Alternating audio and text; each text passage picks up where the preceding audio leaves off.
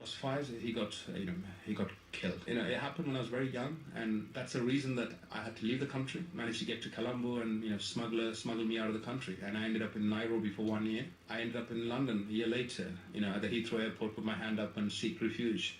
So that's how I started my life here almost 30 years ago. And growing up in Sri Lanka during the Civil War, you must be keenly aware of the precariousness of ethnic, religious relations, and perhaps fearful now about what might happen to the country in the aftermath of those bombings. We were already hearing reports of the harassment, attacks on the Muslim population in retaliation.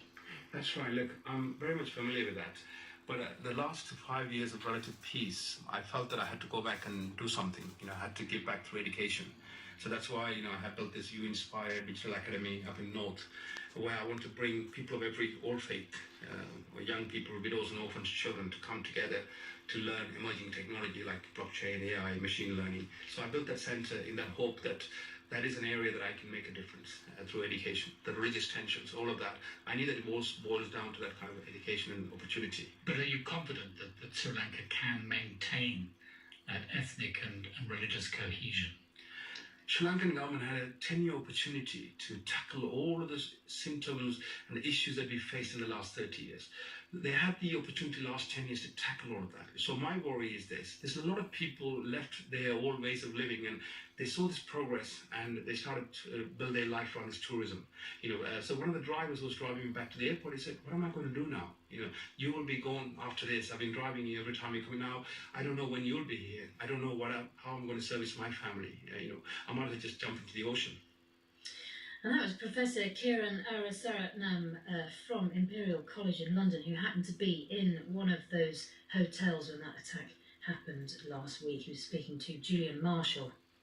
Now, Mozambique has been hit by another powerful cyclone. The southern African country suffered widespread flooding and damage just last month when Cyclone Idai killed hundreds of people there, as relief operations continue in those areas affected, particularly in the port city of Beira. Now the north of the country has been hit by this latest cyclone Kenneth, with winds up to 200 kilometres an hour and torrential rain. Well, the UN's children agency UNICEF has teams in the country. Its spokesperson is Daniel Tomei. In the district called Makomia in particular, the damage is quite severe. There's one town, Ibo, and it's been almost wiped out. Let's get the latest now with our correspondent in Mozambique, Pumza Falani. Thanks for joining us, Pumza. What can you tell us about this latest situation in the north? Well, we know that relief efforts are ongoing across the north this morning, but that assessments are also still being done on the most affected areas. What aid workers are trying to do, and the government at the moment, is get a sense of how much destruction and damage has happened, but also what has happened to the people in that area and what sort of help they need. We know that in an area called Kasanga, people's homes have been destroyed, so you have people who are now without shelter, and they're trying to move those people to displacement centers across the region. There are currently about 18,000 people that have taken shelter in schools and makeshift displacement centers that have been set up, including schools and churches that were on higher ground.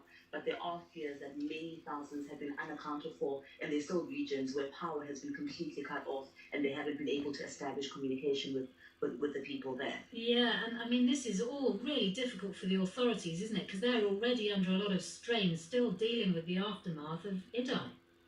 That's right, and what many people are hoping for is that there will be some lessons that would have been learned in the relief effort, and also in how to get resources together and quickly to people that can help to prevent the tragic loss of life here. As you said, with Idai, about 900 people were killed in that incident, and they're trying to avoid a repeat of that now. So the aim at the moment is to move as quickly as possible into those areas, and if people need to be evacuated, to make sure that there are enough resources in the country to make that possible. And just briefly, Pumza, Mozambique is used to storms, but it's unusual to get so many so close together.